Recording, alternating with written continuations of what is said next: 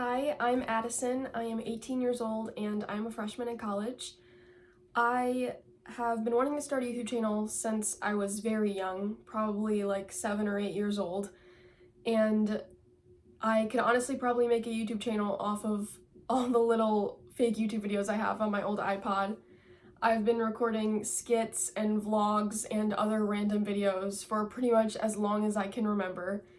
But I never actually started a YouTube channel because I was pretty young, so for security reasons. And also for my own embarrassment, it's probably better off that they just became iconic family videos for my friends and family to enjoy. I've also always been scared to make my own YouTube channel because of what other people might think about it or might think of me. But like I said, I'm a freshman in college, so I don't really know anybody well enough there for me to care about their opinions or let that affect me. And also, people from high school, they're kind of in the past now, so what can they do about it? I'm kind of on this new path in life right now of self-discovery and trying to get out of my comfort zone and not listen to the haters as much. And I've had a lot of haters in my 18 years of life that I have let get to me and affect me for far too long. But anyways, yeah, this is my channel. I don't really know what's gonna come of it. I just kind of thought it could be a digital diary of my life, and I'm sure there are a lot of other people out there right now who are going through similar things that I'm going through with starting college and also just not really knowing what you want to do with your life, and maybe we can get through that together. I started college this fall of 2025. I went in with knowing my major. I had known my major for like a whole year. I had had it picked out. I knew exactly what I wanted to do, where I wanted to go. Like, I had everything planned out. And then I started, after the first week of school, I ended up dropping my major because I was just completely lost and knew immediately that it was not for me. My major, if you were wondering, was simulation, animation, and gaming. So I wanted to go into it for pretty much all of those things, but mainly I wanted to go into it for video game design. I have always loved video games and they've been such a big part of my life, and I also love art and making art, so I thought kind of mixing those two, I could be like a concept artist or make the art in the background of video games, different things like that. It was just something that always interested me, and over the past year I had become more deeply involved in it. I was getting the Art of the Game books, and I was getting different books that was like going in depth of the different rules that go into the games. I even actually met up with a game creator who worked on like the Mortal Kombat games and talked to him about everything. So yeah, I was very deeply invested in this was my path, this was what I was meant to do. But yeah, that kind of changed after my first week of school. I had about 10 full-on sobbing, couldn't breathe panic attacks just the first week of school alone. And my parents were basically just like, maybe this isn't the major that's for you, or maybe you need to just like drop the classes that are doing this to you, because there was 2 specific classes that were doing it for me that was just really making me so like anxious and on edge and feeling like I was behind after literally one day of class. And those 2 classes were the major specific classes. So I was very reluctant to just like drop my major or drop those classes because I knew dropping the classes wouldn't do anything, because if I kept the major, I would have to take those classes eventually, and those were literally the like starting classes of the major. Like those were supposed to be the easiest classes, and I was just immediately so lost. But yeah, so I thought I had everything figured out, and then it was just like I was just back at stage 1. But flash forward a week or so, and I did decide to undeclare my major, and I became exploratory, which is basically you're exploring for what your major is going to be. And I dropped those 2 classes that were really just setting me over the edge, and I picked up 2 gen eds. But I did end up I had 2 art classes that they counted towards the major, but they weren't like major specific. Like, you could take those classes for other art majors too. And it was my 3D design and 2D design classes, because I was really enjoying those. That's one thing with college, is they really get you started like right away. And I was already like starting projects in all those classes, so I was really liking the 2D and 3D classes. But that's how I knew the other two weren't for me, because we were already like digging in deep like the first day of class. It's not like I just quit immediately because it was too hard. It was, I genuinely had no idea what I was doing. But the thing with that simulation animation gaming major is that it's so broad, like, because I think it's fairly new. I'm pretty sure. I think a lot of colleges don't even have that as a major yet.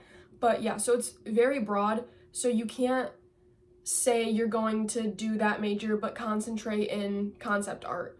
You have to take, if you want to do concept art or something like just the art aspect of it, you still have to take all of the other like coding and graphics and simulation. Like, you still have to take all those classes even if you aren't going to use all of those in your career. So that's kind of what was making me second guess everything, because I had literally no experience going in with anything other than art, drawing. It was all I was good at, hand drawing, like 2D, 3D work, but I had never done anything with animation or graphics or anything like that.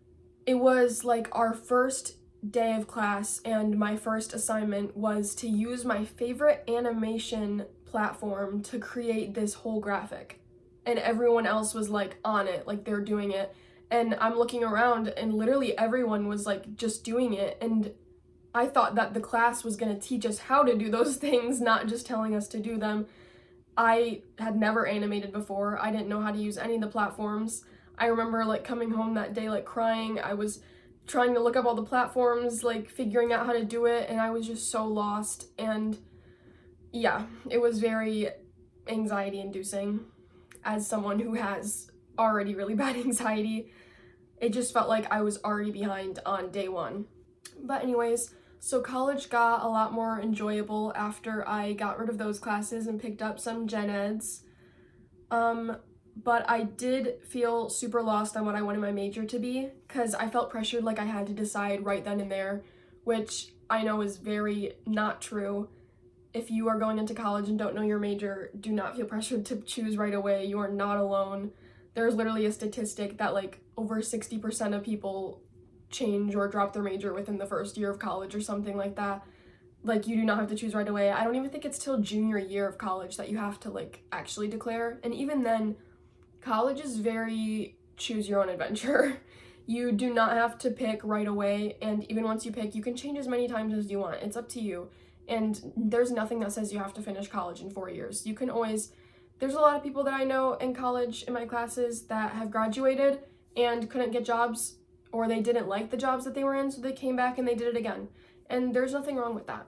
But I personally felt like I was very behind and needed to choose my major right then and there. So I was looking into options. I really liked my 3D design class, so I was looking into 3D media being my major. And I was also looking into cinema studies because I've always loved movies and TV shows and the behind the scenes that go into them. And I am also a theater kid. I love dancing, acting, singing, so I've always wanted to be kind of part of the production part of things like that. But I knew that both of those majors would be very competitive after college with the job market. So then I was kind of looking into something more safe, and I was looking into marketing with a concentration in advertising because I thought I could still use my artistic abilities in advertising. And I was really set on this plan for like a solid month, and a month might not sound like a long time, but I was going so back and forth between so many different majors that a month was like, I think this is the one. And that month ended about a few days ago.